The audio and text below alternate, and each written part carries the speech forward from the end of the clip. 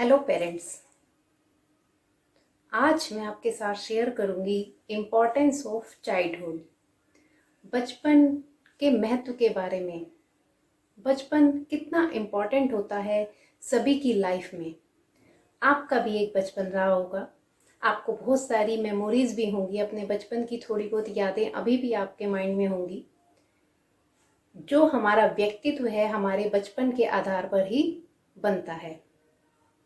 तो आज मैं आपसे शेयर करूंगी कि बचपन की क्या क्या क्वालिटीज़ होती हैं, बचपन में हम किस तरह से बहुत सारी चीज़ें, बहुत सारे बिलीव्स, बहुत सारा अपने आसपास से, इन्वायरमेंट से बहुत सारी चीज़ें सीखते हैं, किस तरह से सीखते हैं, ताकि जिन पेरेंट्स के बच्चे अभी छोटे हैं, 6 साल तक की आयु के हैं, अगर वो इन चीज़ों को समझकर उसके अकॉर्डिंग बच्चे के साथ बिहेवियर करेंगे तो बहुत सारे प्रॉब्लम से भी बच सकते हैं और इसके साथ साथ बच्चों के व्यक्तित्व को भी कई गुना निखार पाएंगे।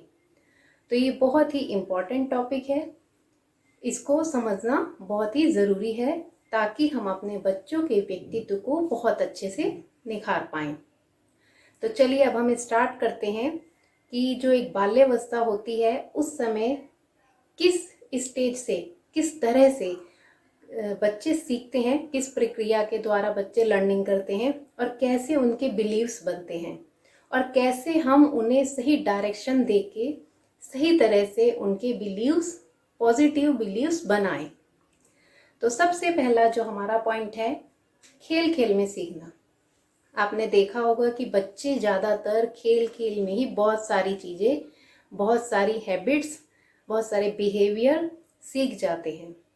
लेकिन उस समय हमें एज ए पेरेंट या जो भी फैमिली मेम्बर्स हैं, अगर हम उन्हें सही तरह से कॉन्शियसली ध्यान देके बच्चों को वैसे ही गेम्स, वैसी खेल उन्हें प्रोवाइड कराएं तो हम उनके व्यक्तित्व को और ज़्यादा अच्छे से निखार पाएंगे।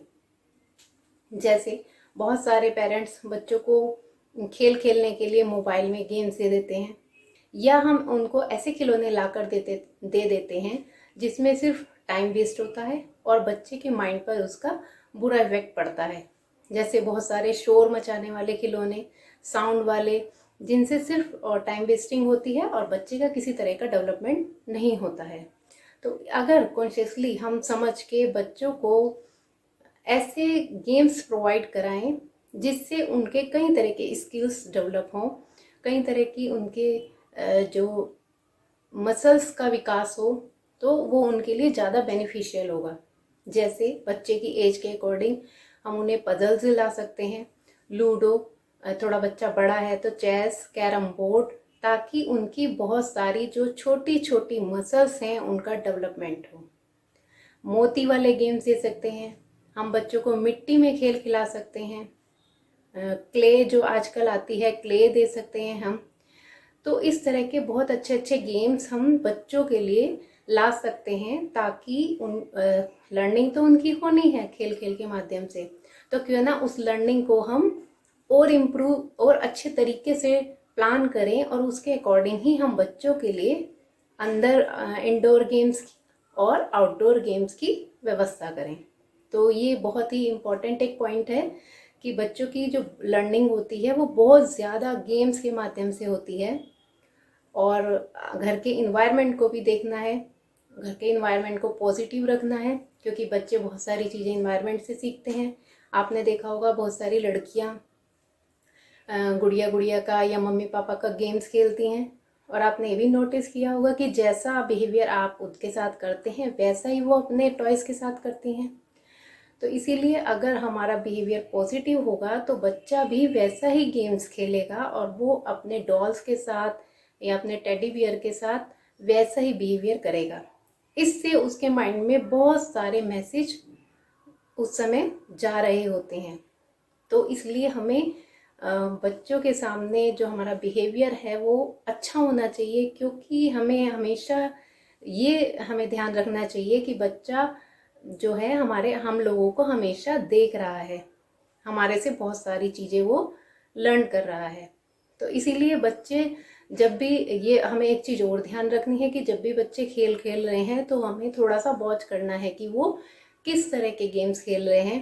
अगर वो कहानी कोई बना रहे हैं, जैसे अभी मैंने बताया कि मम्मी का रोल प्ले कर रहे हैं, तो उनका जो माइंडसेट है, उनकी जो कम्युनिकेशन करने का तरीका है वो कैसा है, उससे आप बहुत सारी चीज़ें समझ पाएंगे कि बच्चे के माइंड में बच्चे की जो लर्निंग हो रही है वो पॉजिटिव हो रही है या नेगेटिव।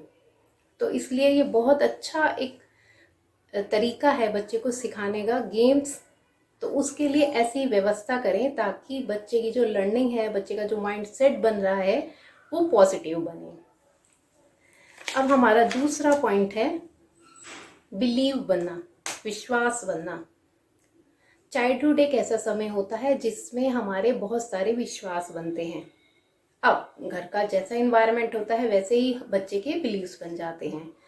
जैसे अनजाने में हम लोग, मदर्स स्पेशली, अनजाने में बहुत सारे बच्चों के मन में निगेटिव मैसेज अनजाने में डाल देती हैं, जैसे कि अंधेरे में मत जाना, बाहर अकेले नहीं जाते, और मतलब उनका कहने का जो तरीका होता है वो कहीं ना कहीं पॉजिटिव नहीं होता, जिसकी वजह से कई बार बच्चे के माइंड पर बैड इफेक्ट हो जाता है। तो और भी हम बहुत सारे ऐसे बच्चे के बिलीव्स बना देते हैं। ये एज ऐसी होती है जिसमें बच्चा पेरेंट्स की और टीचर्स की आंखों, मतलब उनकी जो बातें होती हैं, उनके जो आंसर होते हैं, उस पर कई बार आंख बंद करके विश्वास कर लेता है, क्योंकि इस एज में बच्चे का लॉजिकल माइंड ज़्यादा डेवलप नहीं होता है। तो बिना तर्क वितर्क करे वो बहुत सारी इन्फॉर्मेशन को अपने माइंड में स्टोर कर लेता है। ये हम सभी जानते हैं कि जो बच्चे की एज होती है, इस समय जो इसका माइंड होता है बिल्कुल ब्लैंक सीडी की तरह होता है। जो जो आस पास के इन्वायरमेंट में देखता है वही सब वो लर्निंग करता जाता है और उसके बिलीव्स बनते जाते हैं। तो बहुत सारे कई बार अनजाने में बच्चे के ऐसे बिलीव्स बचपन में ही डल जाते हैं, जिसकी वजह से वो अपनी आगे वाली लाइफ में सक्सेसफुल नहीं हो पाता। वो बिलीव्स उसको कहीं ना कहीं आगे बढ़ने से रोकते हैं। तो हमें इस चीज़ का हमेशा ध्यान रखना है कि ये एज में बच्चे के बहुत सारे बिलीव्स बन रहे हैं, बहुत सारे बच्चे के मन में डर भी पनप सकते हैं। तो इसीलिए बच्चों के सामने सोच समझ के उनको कमांड दीजिए, सोच समझ के उनके माइंड में मैसेज डालिए, ताकि कई बार ऐसा होता है कि ये छोटे छोटे जो हम बच्चे के मन में बिलीव्स डाल देते हैं कि अंधेरे में भूत होता है, बाहर दोपहर में अकेले बच्चों को नहीं जाना चाहिए, पकड़ने वाले आ जाते हैं, तो इस तरह के बहुत सारे जो हम बच्चों के मन में विश्वास डाल देते हैं, कई बार यही उनके लिए ये डर बन जाते हैं और यही डर आगे बढ़ चलकर फोबिया का रूप ले लेते हैं। तो इस पॉइंट को भी हमें बहुत ही ध्यान से समझना है। बच्चों के साथ बिहेवियर करते समय, बातचीत करते समय हमें ध्यान रखना है कि ये बच्चों के विश्वास बन रहे हैं, तो हम ऐसे उनके बिलीव्स बनाएं, ऐसे पॉजिटिव बिलीव्स बनाएं ताकि उनकी पर्सनैलिटी और अधिक निखरे। अब हमारा है पॉइंट नंबर 3, खुद करने की इच्छा। देखिए, 1 साल के बाद बच्चों में खुद करने की इच्छा थोड़ी थोड़ी करने लगती है। जैसे वो बहुत सारे काम को खुद करना चाहते हैं। आपने देखा होगा कि बहुत सारे बच्चे इस लैंग्वेज में बोलते हैं आप करना है, मतलब वो खुद करना चाहते हैं। चाहे वो खाना खाना हो सकता है, कपड़े पहनना हो सकता है, खेलना हो सकता है। तो बहुत सारी चीज़ें बच्चे खुद करना चाहते हैं। लेकिन बहुत सारे जो समझदार पेरेंट होते हैं वो बच्चे की हेल्प करके अपनी गाइडेंस में बच्चों को काम कराने के लिए प्रेरित करते हैं। उधर दूसरी तरफ कई बार अनजाने में कुछ पेरेंट्स को ये डर रहता है कि बच्चा गलत ना कर ले, बच्चा सही कपड़े नहीं पहनेगा, या उनके पास समय नहीं होता, तो वो जल्दीबाजी में उसको खुद करने के लिए मना कर देते हैं और खुद फोर्सफुली वो काम को कर देते हैं। तो जब 3-4 बार ऐसा हो जाता है तो बच्चे का जो माइंड सेट बन जाता है, वो खुद करने की जो उसकी एक डिज़ायर होती है वो ख़त्म होने लगती है। इवन मैंने तो देखा है कि बहुत सारी 1-2 मैंने मदर्स इस तरह की देखी हैं, 5-6 साल तक भी बच्चों को खुद खाना खिलाती हैं। उनको ये रहता है कि बच्चे कपड़ा ख़राब ना कर दें, बच्चे बेडशीट ख़राब ना कर दें। बहुत सारी, मतलब उनके अंदर इनसिक्योरिटी रहती है कि बहुत ज़्यादा ना खा लें, बहुत कम ना खा लें। ऐसे बहुत सारे उनके वो सोच रहती है, जिसकी वजह से वो बच्चों को खुद खाना खाने भी नहीं देती है।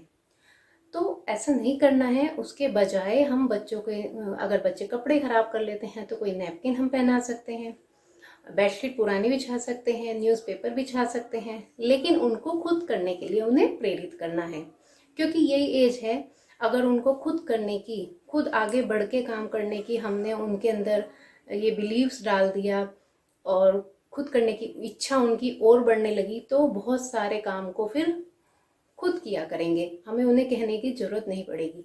लेकिन अगर हमने बचपन में ही उनकी हर बात को काट दिया, उन्हें करने नहीं दिया, तो धीरे धीरे वो निराश हो जाएंगे और वो अपने आप काम करने की जो उनकी इच्छा है वो ख़त्म हो जाएगी। और जब इंसान खुद काम नहीं करता है तो उसका कॉन्फिडेंस लेवल नहीं बढ़ता है। तो ये बहुत ही ज़रूरी है, बच्चा जब खुद करना चाहता है कोई काम, अपनी गाइडेंस में उसे कराइए, उसे करने दीजिए, उसे फ्री छोड़ दीजिए, वो ध्यान रखिए, ऑब्जर्व कीजिए, बट उसे करने दीजिए। जब वो खुद करेगा उसका कॉन्फिडेंस तो बढ़ेगा ही, और उसके साथ साथ वो अच्छा महसूस करेगा और ज़्यादा काम को वो करना चाहेगा। तो इस पॉइंट को हमें बहुत ध्यान रखना है। अब हमारा पॉइंट है 4, देख कर सीखना। बच्चे जो भी लर्निंग करते हैं वो सबसे ज़्यादा देख कर सीखते हैं। वैसे तो सुनकर भी सीखते हैं और एक्टिविटी को करके भी देख सीखते हैं, लेकिन सबसे ज़्यादा जो लर्निंग होती है वो बच्चों की देख कर होती है। अपने आसपास के इन्वायरमेंट में वो जो भी देखते हैं, जिसका जैसा बिहेवियर देखते हैं, वो वैसा कॉपी करने लगते हैं। तो ये बहुत ही इम्पोर्टेंट टॉपिक है। हमें ये चीज़ ध्यान रखनी है कि हमारे बच्चे टीवी में, मोबाइल में किस तरह के प्रोग्राम्स देख रहे हैं। क्योंकि एक केस है, थोड़ा सा मैं उसके बारे में शेयर करूँगी कि एक बच्ची बचपन से ही अपनी फैमिली में कुछ सीरियल्स वगैरह देखती थी।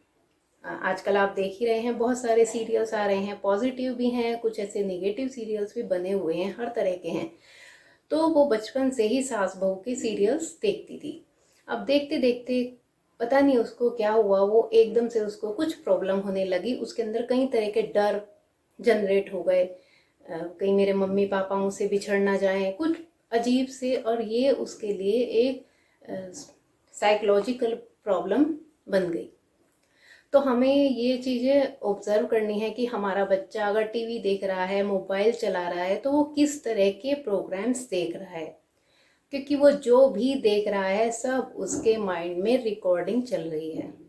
अब पता नहीं किस स्टेज पर आकर वो जो उसकी निगेटिव रिकॉर्डिंग हो सकती है, अगर पॉजिटिव रिकॉर्डिंग हो रही है तो बहुत अच्छा, लेकिन अगर निगेटिव रिकॉर्डिंग हो रही है तो कभी भी उसके मानसिक रोग का कारण बन सकती है। तो ये बहुत ही इम्पोर्टेंट चीज़ है कि हमें ऑब्जर्व करना है कि हमारा बच्चा टीवी में क्या प्रोग्राम देख रहा है, मोबाइल अगर वो चला रहा है तो क्या देख रहा है, कहीं उसके माइंड में कुछ नेगेटिव या कुछ गलत मैसेज तो नहीं जा रहे हैं जो हमारे को बाद में हमारे लिए समस्या बने। तो सबसे ज़्यादा बच्चे देख कर सीखते हैं। घर का इन्वायरमेंट भी हमें पॉजिटिव रखना है।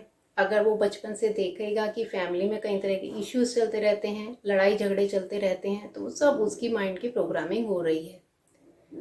बड़ा होके कुछ भी हो सकता है, उसके व्यक्तित्व में प्रॉब्लम भी आ सकती है।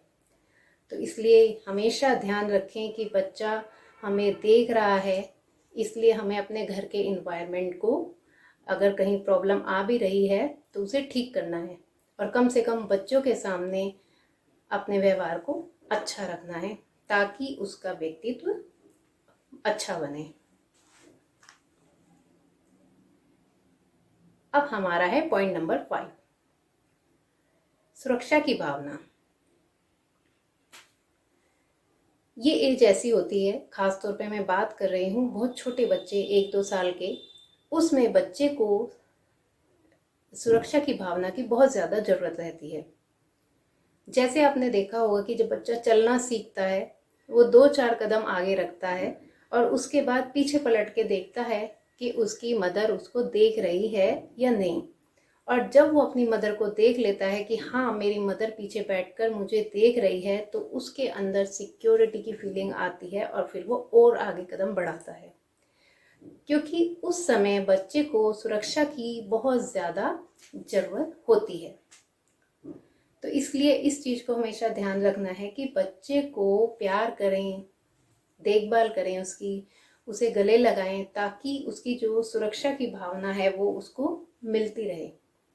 लेकिन दूसरी तरफ एक चीज और ध्यान रखनी है कि हमें बच्चों को ओवर प्रोटेक्ट नहीं करना है। कई बार सुरक्षा की भावना देने के चक्कर में बहुत सारे पेरेंट्स बच्चों को जरूरत से ज़्यादा प्रोटेक्ट करते हैं। उन्हें बाहर नहीं जाने देते अकेला, उन्हें कुछ काम नहीं करने देते कि बच्चा चोट ना खा ले, बच्चे को ये प्रॉब्लम ना हो जाए, अगर बाहर जाएगा तो कहीं गिर ना जाए। इस तरह के बहुत सारे उनके जो माइंड में डर होते हैं जिसकी वजह से वो बच्चे को ओवर प्रोटेक्ट करते हैं। बच्चे को फिजिकल एक्टिविटी बहुत सारे पेरेंट्स नहीं करने देते कि कहीं चोट ना खा ले, हमारा बच्चा कमज़ोर हो जाएगा अगर ज़्यादा खेलेगा। तो इस तरह के जो बहुत सारे बिलीव्स हैं हमारे पेरेंट के ओवर प्रोटेक्शन के, वो भी गलत हैं। उससे भी बच्चे का डेवलपमेंट नहीं होगा। तो इस चीज़ में हमें बैलेंस बनाना है, बच्चों को सुरक्षा की भावना भी देनी है, बच्चों को सुरक्षित भी महसूस कराना है और ओवर प्रोटेक्ट भी नहीं करना है। दोनों चीज़ों पर हमें विशेष ध्यान रखना है। अब हमारा पॉइंट नंबर 6, तीव्रता से सीखना। इस एज में बच्चा बहुत ही फास्ट सीखता है। ये मैं कई वीडियोस में आपके साथ शेयर कर चुकी हूँ कि इस समय में बच्चे का माइंड बिल्कुल एक ब्लैंक सीडी की तरह होता है। जो भी इंफॉर्मेशन, जो भी डाटा वो आसपास में देखता है, जो भी सूचनाएं उसके माइंड में जाती हैं, वो बहुत जल्दी रिकॉर्डिंग हो जाती है। तो एज ए पेरेंट हमें बार बार ये चीज़ें देखनी है कि बच्चे ऑब्जर्व करना है कि बच्चे के माइंड में क्या रिकॉर्डिंग हो रही है, क्या उसकी लर्निंग हो रही है। ये हम समझ सकते हैं उसके बिहेवियर से, उसके वे ऑफ कम्युनिकेशन से। अगर हमें लग रहा है कि बच्चा किसी तनाव में है, कुछ चिंता में है, उसे किसी तरह की फिजिकल प्रॉब्लम हो रही है, तो कहीं ना कहीं हो सकता है उसके माइंड में कुछ गलत इन्फॉर्मेशन जा रही है। तो ये एज होती है बहुत ज़्यादा तेज़ी से सीखने की। तो ऐसे में हम अगर अच्छी अच्छी इन्फॉर्मेशन बच्चे के माइंड में डाल दें, बच्चे के साथ ज़्यादा से ज़्यादा क्रिएटिविटी वर्क उसे कराएं, उसे बाहर के इन्वायरमेंट में ले जाएं, उसे पेड़ पौधों के साथ जोड़ें, नेचर के साथ जोड़ें, तो बहुत सारी अच्छी उसकी प्रोग्रामिंग को हम कर सकते हैं।